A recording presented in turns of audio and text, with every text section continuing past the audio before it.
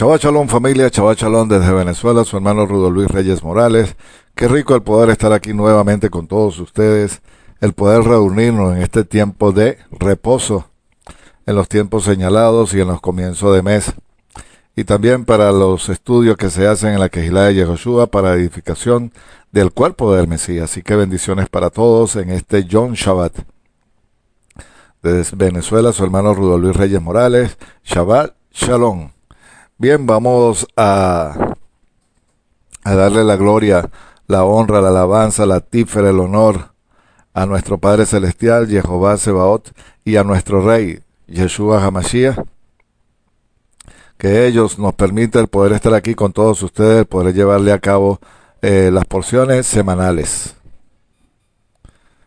Y estamos para poder llevar a cabo todo lo que hemos hecho para ustedes desde el tiempo que ha estado la Kehilá de Yehoshua en línea, que sí podemos llevar una Kehilá en línea. Quiero aprovechar la oportunidad de saludar a nuestros mentores, como lo es nuestro estimado amigo y amiga el Moriaron Morales y su esposa la Mora Araceli de Morales, donde ellos son las personas que el Padre ha dispuesto para llevar este rebaño, y que estamos debidamente registrados en los Estados Unidos como la organización de Alfa y Omega. Así que, bueno, estamos también en Internet.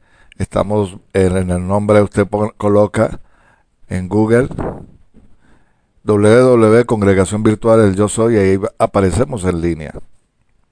También estamos en las redes sociales. Estamos en Telegram, WhatsApp, Facebook, YouTube, y usted puede ingresar allí, en esa red, y puede ver todo lo concerniente a la Kehilá de Yehoshua, para que usted pueda conocer y crecer en las leyes y en los mismos mandamientos, en la cultura que el Padre estableció con su pueblo. Así que está cordialmente invitado a que usted revise para que pueda conectarse a través de la plataforma Radio Shalom y pueda conocer la programación de lo que se lleva a diario a través de las redes sociales.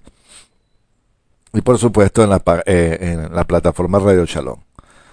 Toda la información que está allí, que usted puede disfrutar de las enseñanzas, audios, estudios, alabanza y eventos que se están por darse. Cuando digo darse, bueno, los estudios que se hacen con mucho cariño para ustedes.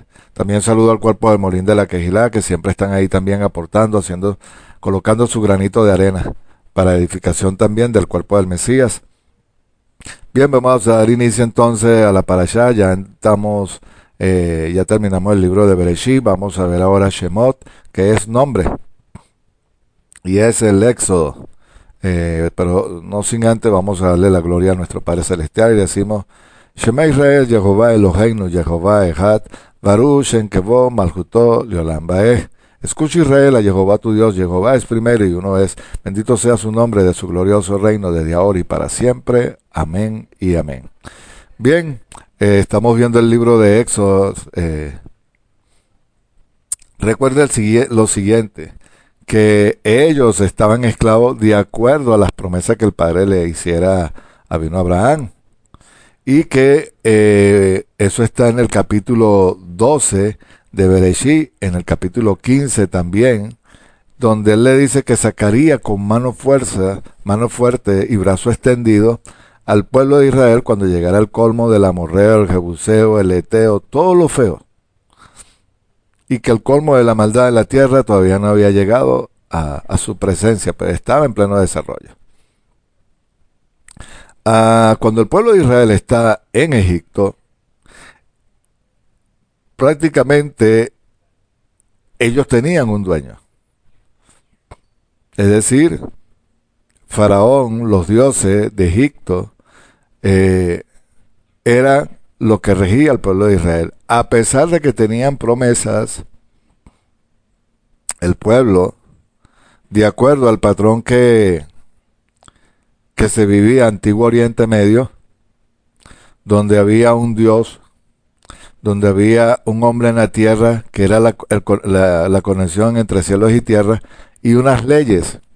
Lo que estamos viendo es los imperios de la época, de las culturas, las civilizaciones, y en este caso el que más relevancia tenía y poder era Egipto. Es decir, que el pueblo de Israel tenía un dueño, no solamente Faraón, sino los dioses de Egipto. Cuando el Padre está llevando al pueblo de Israel, que está ya ahí en opresión, dice que ellos estaban allí, y en el verso 10 quiero ir para leer. Vamos, procedamos con astucia contra él, y no sea que se multiplique y suceda que cuando sobrevenga una guerra, ellos también nos aborrezcan y luchen contra nosotros y se vaya de la tierra.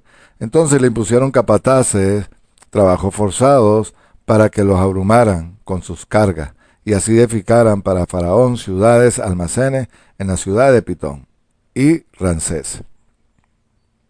Pero cuanto más los oprimían, se multiplicaban y se esparcían hasta que llegaron así a sentir aversión hacia los hijos de Israel.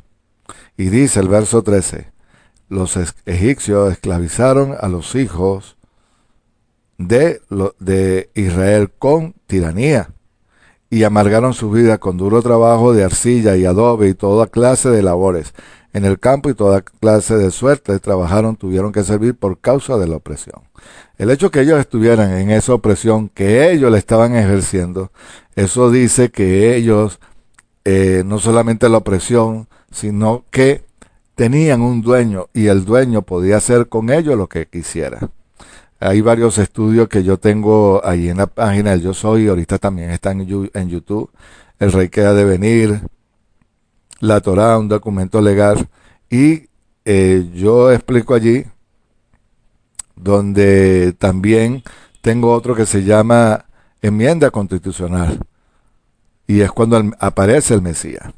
Entonces, el hecho que el pueblo de Israel estuviera y viviera esa opresión era parte del trabajo, pero era que el Padre estaba permitiendo eso para que ellos también no solamente tuvieran el trabajo forzado, sino que se multiplicaran.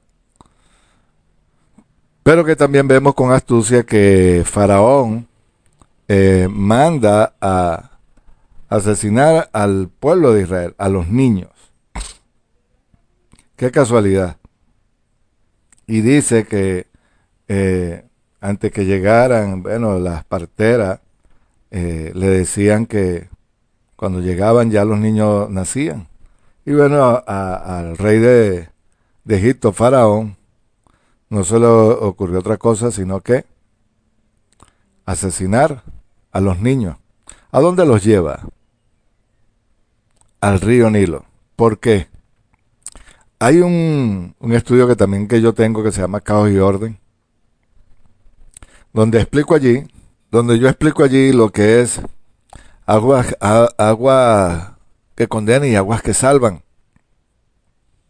Y el hecho que Faraón agarrara y oprimiera al pueblo de Israel y lo llevara al Nilo para ahogar a los niños, era un juicio que estaba emitiendo él con sus dioses, y aquellos que no flotaran eran condenados, es decir, como que eran culpables de muerte, de reo de muerte. Lo que sucedió en el tiempo de Noé también fue lo mismo. Vino un juicio, salvaron la familia Noé. También lo que sucedió en Nínive con el profeta Jonás es más o menos el mismo patrón. Es decir, el tipo de condena, el mismo Yeshua también habló de ello. Yeshua dice, es mejor que se le atase una quijada de burro con una cuerda y fuese echado al fondo del mar, porque está hablando de juicio. Y que cuando el pueblo de Israel sale de ahí es una nueva creación. El hecho que Abraham cruzara desde Ur de los Calderos y cruzara es una nueva creación. Yo tengo ese estudio, le recomiendo que lo oiga para que pueda entender cómo era el pensamiento antiguo en las civilizaciones y las culturas, y que Israel, el pueblo de Israel no escapa de ello. Todo lo contrario, se vivieron de acuerdo, y lo que está registrado desde Bereshit hasta que apareciera el Mesías, muchas cosas de ese antiguo Oriente Medio se manejaban conceptos también en el primer siglo. Entonces vemos aquí que Faraón envía su condena. En el capítulo 2 de Bereshit, bueno, ya sabemos que Moisés es sacado de las aguas y es llevado a la hija de Faraón, lo adopta, oiga, lo adopta de acuerdo al código que se manejaba, y es el código Hammurabi, que siempre lo menciona. Y que de acuerdo a ese tipo de adopción, ella era su madre, y de hecho, él crece con su mamá al lado, pero con su mamá adoptiva también. Y que era válido, es decir, Moisés no fue cualquier persona en Israel, no, él fue un príncipe también, pero fue un rey. Pero que vemos en el libro de Hebreos, que él prefirió llevar el vituperio, dejar el mundo para unirse a su pueblo. Pero que coincidencialmente a Moisés o Moshe se le compara también que es una tipología del Mesías, y que cuando uno ve la historia de Moisés es comparada con la del Mesías. Entonces ese tipo de tipología y de comparaciones que se hace con la vida de Moisés y con la de Yeshua sí encaja perfectamente. Por eso vemos que cuando el pueblo de Israel sale, el Padre, que es lo primero que dice, y tendrán un profeta como Moisés. ¿Por qué se compara a Yeshua con Moisés? Aunque todavía está en el proceso de crecimiento, de formarse como un egipcio. ¿Pero por qué se le compara? Porque Moisés fue la conexión entre cielos y tierra para recibir la Torah como el mediador, como la persona que era el representante legal de Jehová en la tierra para con su pueblo. Por eso es que Yeshua también es comparado con Moisés en ese tipo de figura. Yeshua nos une, nos liga, y las profecías que están allí desde Isaías hasta Malaquía hablan es de eso. Lo que siempre he dicho, por eso le digo, mire, vayan y escuchen ese estudio que se llama Enmienda Constitucional, y ahí es donde yo explico esto. Entonces vemos que también Moisés crece delante de la hija de Faraón, hubo el evento, él se va al desierto. Él allí es formado, el carácter, 40 años duró la preparación de Moisés en el desierto. Yeshua también fue llevado al desierto, fue tentado, y Hasatán lo probó. Y el Padre permitió, y dice, porque usted ve ahí en el capítulo de Mateo, Lucas, que dice, y fue llevado al desierto, para ver qué había en el corazón. Bueno, hubo una conversación entre Hasatán y Yeshua, ¿y cuál fue? Bueno, que él le dijo que el hombre no vivirá solamente por el pan, sino de toda palabra que salga de Jehová. Y le dijo, vete. Satanás inclusive le ofrece todos los reinos de la tierra. Oiga, porque él sabía que Yeshua se lo iba a quitar, y era la forma en que íbamos a ser injertados. Mire qué interesante se pone esto. Bueno, entonces vemos a Moisés, que es llevado al desierto, y que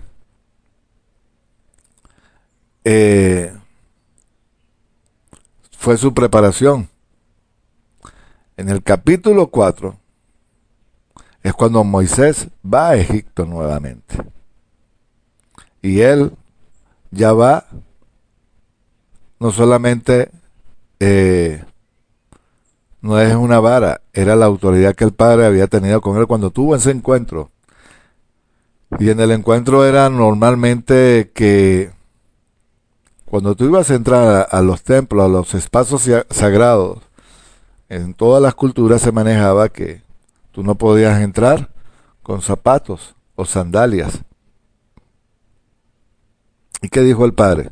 Quita tu sandalia porque estás en un lugar santo. Pero más que un lugar santo era la presencia de él. Es decir, cuando se quita los zapatos estaba hablando de la desnudez, que no tenía nada que pudiera estorbar en ese momento entre el Padre y Moisés. Y que él pudo caminar y estaba la zarza, fue el encuentro allí donde el Padre activa a Moisés para lo que iba a suceder. Cuando nosotros evaluamos qué es lo que le dice el Padre, le dice, bueno, ahora sí, ve a Egipto porque ha llegado la maldad, el colmo de todos ellos, de las culturas que están ahí alrededor del pueblo de Israel. Y qué interesante, en el estudio que yo hago del Rey que ha de venir, yo nombro siempre el patrón que siempre hago mención y lo voy a volver a nombrar. Y era que Jehová, en este caso en las culturas, se manejaba que su Dios le entregaran unas leyes y que a partir de ese momento esa persona que representaba a su Dios en la tierra, no solamente le entregaba las leyes, sino que también tenían que vivir de acuerdo a ella en ese espacio o territorio que demarcaba su espacio, es decir, donde gobernaba ese rey del Dios que le había dado ese territorio. Pero que además tenía que haber prosperidad, abundancia. En las guerras y en las batallas, ese Dios tenía que garantizarles las victorias. Mire qué interesante. Y que también tenía que venir el hijo importante de ese rey y de ese Dios para hacer juicio. Normalmente cuando los hijos o los reyes morían, ellos ofrecían sacrificios a sus dioses para que sus dioses los resucitara y después traer juicio a la tierra a todas las naciones que se han metido con su pueblo. Por eso que usted ve en los patrones, en los profetas, la justicia, la bondad, que el Padre quiere ahora injertarnos, siempre lo hago mención, y hay estudios allí, del Galú, el exilio del alma, las ovejas perdidas de Israel, Yeshua reúne a los exiliados, y la serie Volviendo a casa de mi padre. Y ahí, mire, usted podrá entender todo esto lo que estoy explicando. Entonces, ¿qué pasa? Que cuando Moisés está con el Padre, bueno, era porque era el representante, el intermediario, así como lo dice también el libro de Hebreos, que había una persona, un tutor exactamente, hasta que el pueblo creciera. Yeshua también fue niño y tuvo que crecer para ser ese mediador, ese tutor delante del pueblo de Israel. Mire, todo esto cobra vigencia y nada de esto es descabellado a la hora de que nosotros podemos medir cómo era el pensamiento antiguo. ¿Y qué es lo que hizo Moisés? Tomar una vara. Ya tenía la presencia del Padre encima, digamos que fue ungido, pues digámoslo así, para poder llevar a cabo una misión. Pero lo que quería destacar es que él era el mediador del pueblo entre el Padre y su pueblo. Pero lo más interesante es que el pueblo iba a salir, pero que había corrupción. Los sistemas de gobierno que hoy están ejerciendo en las naciones son gobiernos corruptos. Y yo dificulto que no haya ninguno donde no haya corrupción. Quizás no puedo asegurar, pero de acuerdo a lo que estamos viviendo, es ese tipo de gobierno corruptos, pero que tiene que haber uno, necesita el Padre para poder llevar la tarea de una nación. Mire, siempre lo he dicho, naciones donde no exista la administración de la justicia, no hay tranquilidad. Vuelvo y repito, nación donde no haya administración de la justicia, de las leyes, es una nación que no hay vida, hay anarquía. Y eso delante del Padre no está bien, porque independientemente que el Padre le haya dado la Torá al pueblo de Israel y que estaban las 70 naciones ahí, el pueblo de Israel la haya aceptado y las naciones no profetizaron, como lo dice en el libro de Números, y no continuaron profetizando, es decir, administrando las leyes para que hubiera prosperidad en las demás naciones, eso no es culpa del Padre.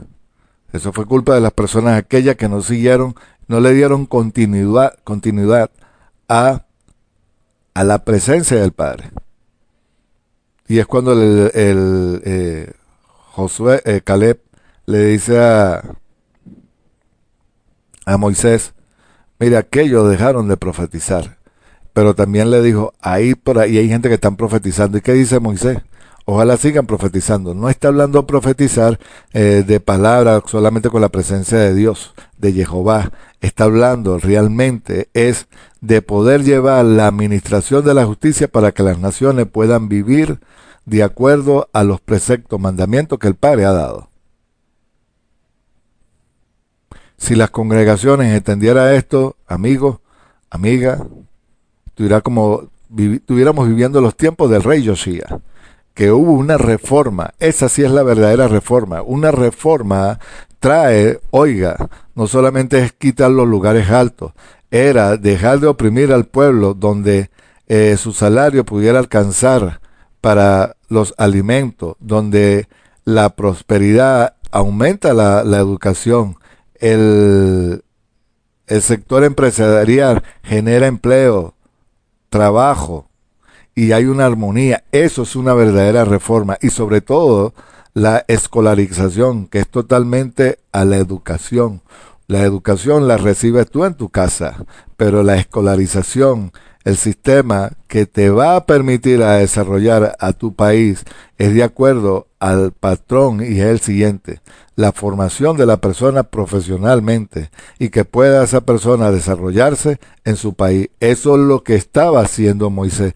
Él se fue a desarrollar, a prepararse en el desierto, porque él tenía que también administrar unas leyes.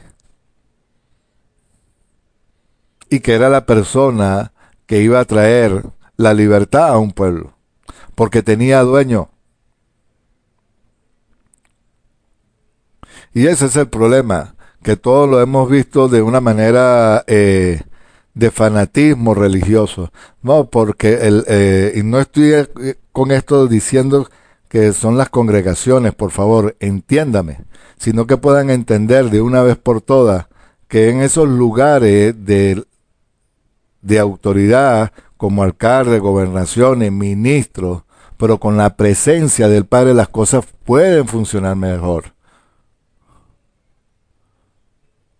Y es la idea que las naciones sean libres. Mire, una cosa es la vocación y otra cosa es el trabajo, pero eso viene a raíz de la administración de la justicia. ¿Por qué? Porque la administración de las leyes y de la justicia es lo que te va a permitir a ti crecer. ¿Cómo? No llevar opresión, sino que tú vas a ser juzgado de acuerdo a tu delito. Y que el hecho de que tú seas la persona, el intermediario entre el Padre y el pueblo, tú eres el responsable ante Jehová y ante el pueblo de poder transmitir las leyes. Naciones que estamos viviendo en opresión, bueno, que se agarren cuando el Padre empiece a emitir sus juicios, porque Él es el dador de vida, Él es el que quita, pone, y es el momento de que nosotros nuestras oraciones, nuestras tefilot, no sean vanas repeticiones. Por eso que en el libro de Romanos dice, en vano el soldado no lleva su espada. Cuando está hablando de su espada, no es para hacer su propia justicia, no, él va a hacer justicia de acuerdo a las leyes. Policías corruptos, administraciones corruptas, amigos, Ellos van a dar cuenta, pero que también nosotros podemos clamar, papá, mira, este tipo de sistema y quienes están en esos lugares están trayendo opresión. Por eso que aparecen los profetas, porque no había justicia, no había libertad, sino opresión. Cuando Moisés va a sacar el pueblo de Israel de Egipto, él se fue a preparar. Él no solamente fue con una presencia, no, él iba con la presencia del Padre que estaba, digamos que estaba en él, porque lo acompañó, pero que también tenía que administrar las leyes que el Padre le iba a dar. ¿Por qué? Porque ellos tenían un dueño. Y la idea es buscar la libertad para el pueblo. El Padre lo prometió a Abraham que sacaría con brazo extendido. Sucedió. Bueno, en estos días hicieron un hallazgo en Egipto. Consiguieron un lugar donde sale el nombre del parte del pueblo de Israel y quién era el que lo libertaba y el Dios que lo sacó de allí. Y dice, aparecen las iniciales, Yud, Hei, Ba, Hei. ¿Le parece eso cualquier cosa? Eso no demuestra que entonces el Padre tiene la autoridad, el poder y la capacidad de liberar a un pueblo, y así como liberó a un pueblo puede liberar a una nación también, igual, pero que tienen que haber personas que estén dispuestas a pagar el precio. La administración de la justicia, lo que es vocación y trabajo para una nación, y la verdadera reforma. Eso sí es una reforma. Miren,